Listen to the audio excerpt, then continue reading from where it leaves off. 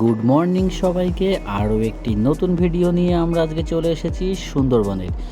আর আজকে কিন্তু আমরা প্রবেশ করব সুন্দরবনের একদম গভীরে জঙ্গলে, যেখানে রয়েছে বাঘের দেখা।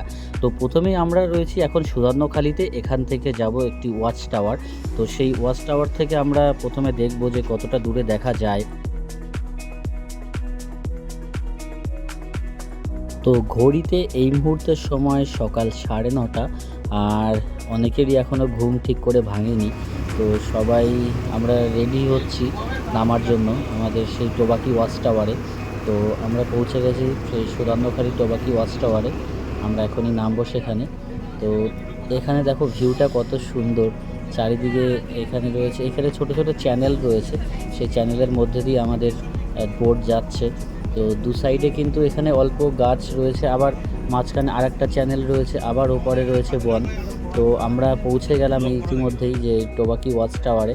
তো শুরুতে এখানে রয়েছে দুটো কুমির এখানে, আর এখানে কিন্তু প্রচুর পরিমাণে বাঁদর যারা রয়েছে প্রচুর পরিমাণে ঘোরাঘুরি করছে। এখানে ফোন বা হাতে ব্যাগ কিন্তু খুব সাবধান, কারণ এরা কিন্তু এসে নিয়ে দৌড় দিচ্ছে।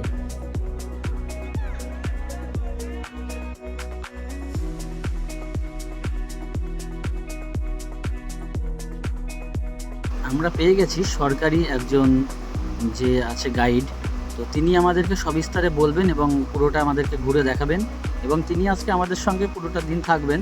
যেখানে যেখানে যাবে আমাদেরকে পুরো বিস্তারিত তিনি বলবেন। এই যে পয়েন্টে নেমেছেন, এই পয়েন্ট আমরা কি দেখতে পাবেন? একটা কচ্ছপের পয়েন্ট দেখতে পাবেন, একটা কুমিরের পয়েন্ট আছে, আর একটা ওয়াচ টাওয়ার। ওয়াচ টাওয়ারটা প্রত্যেকটা পয়েন্টে থাকবে। এখানে যে কচ্ছপটার কথা বলছি, যে কচ্ছপটার নাম হচ্ছে বালিকাটা। কেউ নাম শুনেছেন বালিকাটা? অনেকগুলো স্পিসিস হয়, তার মধ্যে বালিকাটা হচ্ছে রিভার ড্রাফিং। সারা পৃথিবীতে এই কচ্ছপের যা পরিসংখ্যান আমরা পেয়েছি খুবই কম, মাত্র 30খানা পাওয়া গিয়েছে। মানে এটা বিলুপ্ত প্রায় একটা প্রাণী। সেটা কত 2008-এ। এই 2008-এ 30খানার মধ্যে আমাদের ফরেস্ট ডিপার্টমেন্ট কালেকশন করে 2012। এখন 2008 থেকে 2000 আজকে 12 থেকে আজকে 24-এ পা রেখেছে। এই কচ্ছপে 11খানা থেকে প্রধান বৃদ্ধি পেয়ে হয়েছে প্রায় 380খানা হয়েছে আমাদের সজনেখালি। এই কচ্ছপ কিন্তু খুব বেশি বড় হয় না, আমরা জানেন কচ্ছপের লাইফ অনেক বছর, প্রায় 250-300 বছর, কিন্তু এবারে 220 বছর। কিন্তু এই কচ্ছপের লাইফ টাইম কথা মাত্র 30 থেকে 35 বছর। দেখতে পাবেন একটা কচ্ছপ, এই আমাদের পিছন দিকে যে কেস করা জায়গা দেখছেন স্যার, এটা হচ্ছে কচ্ছপের হ্যাচিং পয়েন্ট। আর ওপাশে পয়েন্ট আছে একটা কচ্ছপের ব্রিডিং পয়েন্ট। চলেন এই যে চারিদিকে যে গাছগুলো দেখা যাচ্ছে, এগুলো কিন্তু সেই গোলপাতা গাছ। আর এই গোলপাতা গাছে কিন্তু সুন্দর গোল ফল হয়, যেগুলো অনেকটা তালের শ্বাসের মতন। আর এই হচ্ছে সেই টোবাকি ওয়াচ টাওয়ার, যার উপরে আমরা এখন যাবো।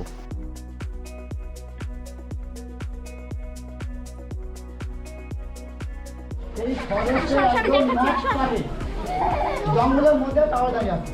এটা আমাদের সাউথ পার্ক। এখান থেকে যদি আমরা কেউ যেতে পারি বাই এরিয়াল ডিস্টেন্স, এরিয়া তো যেতে পারবো না, ফার্স্ট প্লেনে হেলিকপ্টার যেতে পারেন, তাহলে 73 কিলোমিটার অনলি ফর জল আর জঙ্গল আছে। এর মধ্যে কোথাও কিন্তু আমাদের কোনো বসতি বলে কিছুই নেই। তারপরেই পড়ছে কি আমাদের বিয়ার জঙ্গল পড়ছে। এটা ইন্ডিয়া পটে নর্থ থেকে সাউথের ডিস্টেন্স বললো, এবং ইন্ডিয়া পটে ইস্ট থেকে ওয়েস্ট আছে অনলি ফর 96 কিলোমিটার জল আর জঙ্গল। এটা অনলি ফর কাদের বিতরণ ভূমি? বন্য প্রাণীদের বিতরণ ভূমি, বিশেষ বাঘের বিতরণ ভূমি। আর এখানে আসার একটা উদ্দেশ্য কি, আমাদের দূরে দেখুন একটা সামনে একটা পন্ড দেখুন তৈরি করা আছে, এটা সম্পূর্ণ ম্যাগনেট। এখানকার সম্পূর্ণ বৃষ্টির জলটাকে হারভেস্টিং করে রাখা হয়। কারণ সুন্দরবনে যে যে বন্য প্রাণীগুলি আছে তারা কিন্তু প্রত্যেকেই কিন্তু আমরা যে জলপথ আমার যে জলপথের মধ্যে ঢুকবো সবই কিন্তু বিয়ার জঙ্গলের ব্যাক ওয়াটার। এরকম একটাও রিভার নয়। অনেকে বলেন দাদা নদীটার নাম কি, কারণ ব্যাক ওয়াটার সবাই কিন্তু প্রত্যেকেই পান করতে পারে। তা কন্টিনিউয়াস যদি অ্যানিমালগুলো এই নোনা জল পান করতে থাকে, তাহলে অ্যানিমালদের কী হবে, লাইফ সেটা কম হয়ে যায়। এই লাইফটাকে সাথে রাখার জন্য তাদের স্বাদের পরিবর্তন করার জন্য ডিপার্টমেন্ট কী করলেন, প্রতিটি টাওয়ারের সামনে একটা করে পয়েন্ট তৈরি করে দিয়েছে।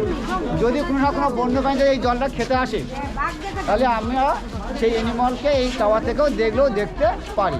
আবার এখানকার জঙ্গলে যে লেভেল, এখানে আসা আরও একটা উদ্দেশ্য আছে, জঙ্গলের যে হাইট দেখুন সবই একই লেভেলের গাছ, খুব বেশি হাইটের গাছ দেখতে পাবেন না, সবই কিন্তু বুশি টাইপের জঙ্গল। জঙ্গলের মাটি দেখুন সবই কিন্তু ভেজা মাটি, দেখুন মার্শি ল্যান্ড, লো ল্যান্ড, কোথাও উঁচু ল্যান্ড নেই যে উঁচু জায়গায় গিয়ে এনিমাল তার একটা আশ্রয় নিতে পারে না। অর্থাৎ 24 ঘন্টা আমাদের দুবার ভাটা হয়, তখন জঙ্গলটা জলে ভরে যায়। এই তো ওয়াচ টাওয়ার থেকে সম্পূর্ণ এরকমই লাগে দেখতে। তো খালি চোখে দেখলে আরও বেশি ভালো লাগবে। তো এখন নেমে যাওয়ার পালা। এদেরকে খাবার দাওয়া হয়ে দেখুন কুমড়ো দেওয়া হয়েছে, ওই খাচ্ছে। এদেরকে আর্টিফিশিয়াল খাবার দাওয়া হয়, কখনো ছোটো চিংড়ি, কখনো দেখুন একটু খেয়াল করে দেখুন, নিশ্চয়ই দেখতে পাবেন স্যার। ওই দেখুন ভাস দেখুন, ওই মুখ তুলে ভাসছে। এখানে রয়েছে ছোট্ট একটি সংগ্রহশালা, যেখানে রয়েছে সুন্দরবনের বিভিন্ন প্রকার মধু এবং এখানকার যারা রয়েছে আদিবাসী সম্প্রদায় তাদের হাতে তৈরি করা বিভিন্ন ধরনের ব্যাগ, দেবদেবীর মূর্তি প্রভৃতি রয়েছে। আপনারা চাইলে এখান থেকে সংগ্রহ করতে পারেন।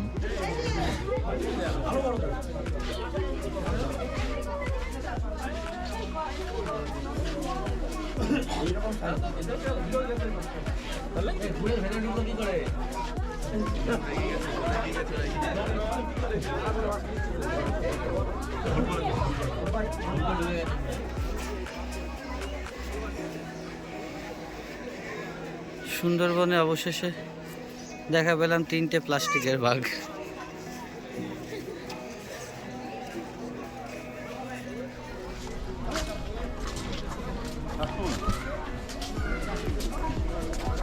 এখানে রয়েছে সেই স্যার হ্যামিল্টন সাহেবের তৈরি একটি বাংলো বাড়ি, আর যার পাশেই রয়েছে এখানে সেই শ্বাসমূল, যেটা আমরা বইতে পড়েছিলাম বহুবার। সেই যে গাছগুলো হয় সেগুলো কিন্তু এখানে রয়েছে, আর এগুলো সব হচ্ছে সেই গাছের এই শ্বাসমূল যেগুলো বাইরে বেরিয়ে রয়েছে।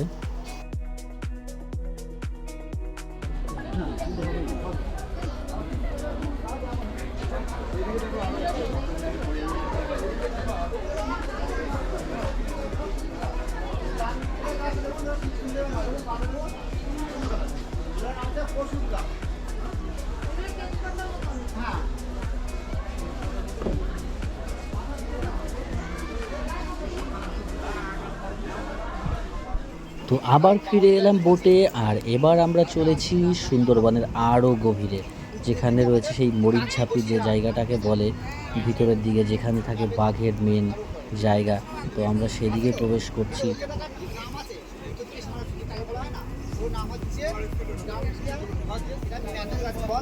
বেলের মতো শক্ত কাঠ, এবার বাবা পাকে না। এই যত গাছ দেখছেন প্রত্যেকটা গাছের ফুল বা ফল হয়, কিন্তু কোনো গাছের ফল আমার উপযুক্ত ফল নয়, স্বাদ গন্ধহীন, ফল পাকে না। যে ফল গাছে ঝুলন্ত অবস্থায় জার্মিনেট হয়, উদ্ভিদ হয়, বৈশিষ্ট্য বলবে আবার তার কাছে তৈরি হবে। ঠিক আছে দাদা, তাহলে এখানে কি কি বন্ধু আছে? বাঘ আছে, হরিণ আছে। মধুর সিজন এই সামনে আসবে। আপনার এটা কি মাস? মাঘ মাস, ফাল্গুন চৈত্র, আর 1-1.5 মাস বাদে মধুর সিজন। চৈত্র মাসের 20-22 আমাদের মধুর পারমিশন তখন দেবো। তখন এখন তো বসে আছে চুপচাপ, ভালোভাবে বসে আছে।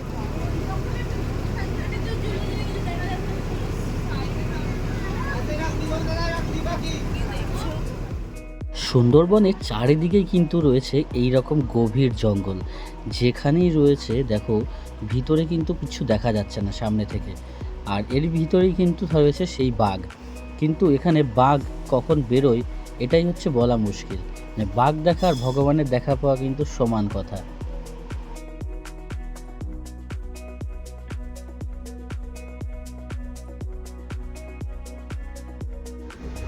এখানে এই পায়ের ছাপগুলো দেখো, সদ্য বাঘের ছাপ পায়ের। এখানে বাঘ এসেছিল হয়তো। বহুক্ষণ ধরে গভীর জঙ্গলে ঘোরাঘুরি করেও কিছু দেখা না পেয়ে হতাশ হয়ে পড়েছিলাম। অবশেষে দেখা পেলাম একটি হরিণের। দেখো একটি হরিণ শাবক এখানে শুয়ে রয়েছে। এগুলো কি হয়েছে যে সুন্দরবনের যে জঙ্গল কর্তৃপক্ষ থেকে এগুলো ছাড়া হয়েছে বাঘের খাবার হিসাবে। এইটা কি বলতো, এইটা কালকে হওয়া উচিত ছিল, গতকাল।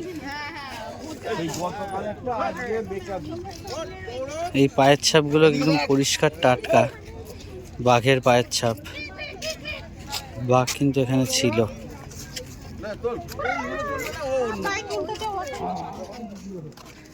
দেখো এখানে পুরোটা কিন্তু নেট দিয়ে ঘেরা, আর এখানে নেটের ভিতরে রয়েছে আমরা, আর বাঘ কিন্তু বাইরে। ছাড়া।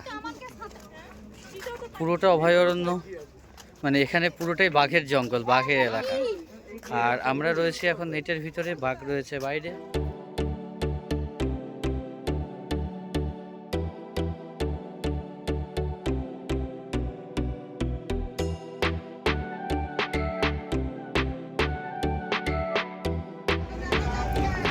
এই যে পাড়ে দেখো একটা কুমির শুয়ে রয়েছে, কত বড় একটা কুমির। ওই যে কুমিরটা শুয়ে আছে, অনেক বড় একটা কুমির। এই যে কুমিরটা শুয়ে আছে একদম পাড়ে ছাড়া। Hello hello hello hello.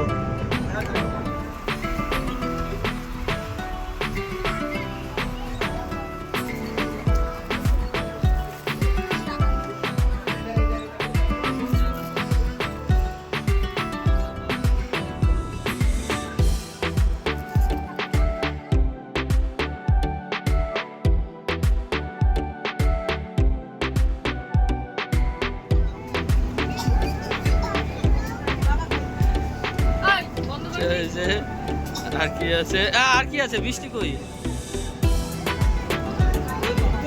চলো, সুরাজদা চিংড়ি মাছ আগেই হাফিস করে দিয়েছে। হ্যাঁ, চিংড়ি মাছ কামড় দিয়ে দেখো তো কেমন লাগে। হ্যাঁ যাও। হ্যাঁ বাহ, তো মাথায় গুলে নিয়েছে। বাহ বাহ বাহ।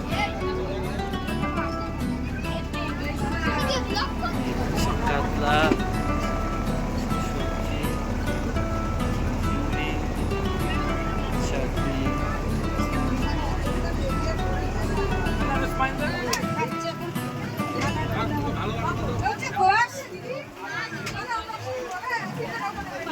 Zoological park. আর দেখো চারিদিকে কত সুন্দর ফুল ফুটেছে। এখানেই কিন্তু রয়েছে একটা বাঘ, যেটা আমরা যদি দেখতে না পারি, জঙ্গলে যারা দেখতে পায়নি তারা কিন্তু এখানেই দেখতে পারবে বাঘ।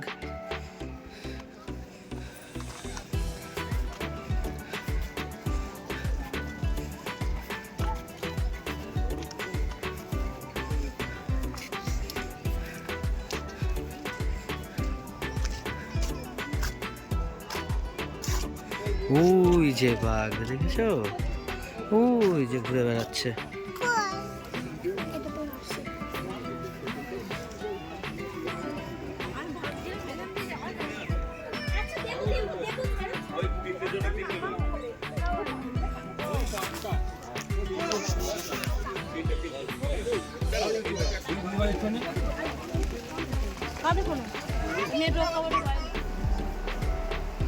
বৃষ্টি শুরু হয়ে গেছে, এদিকে বোট চলছে।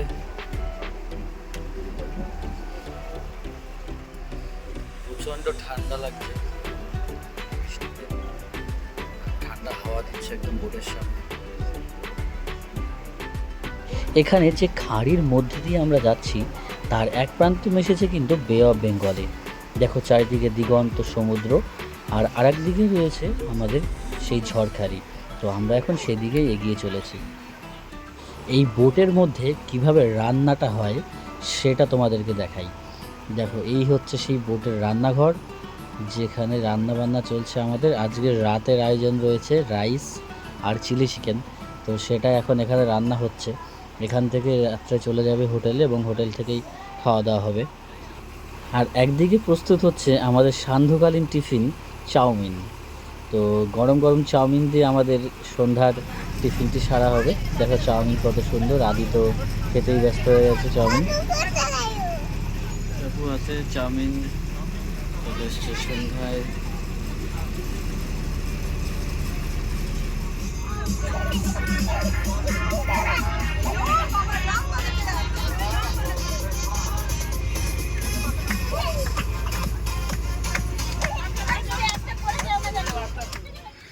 এখন বাজে সন্ধ্যা 7টা, ঝিরিঝিরি বৃষ্টি পড়ছে। আর আমরা চলে আসলাম এখন পাখিরালয়। আবার এখানে আমাদের যে হোটেল ছিল সেই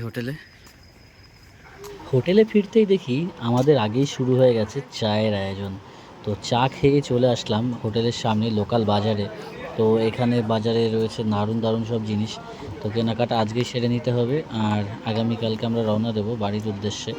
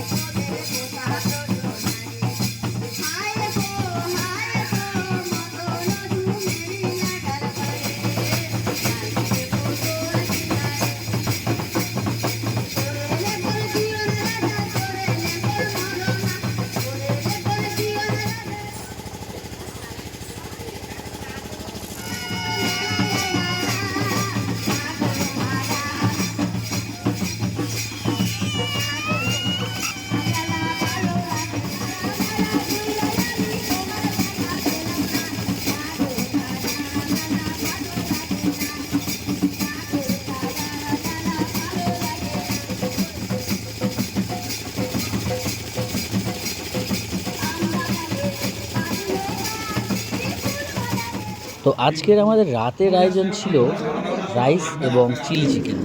তো তারই সহযোগে রাত্রের ডিনার শেষ করে আমরা চললাম আজকের মতো। বাই বাই, শুভরাত্রি সবাইকে।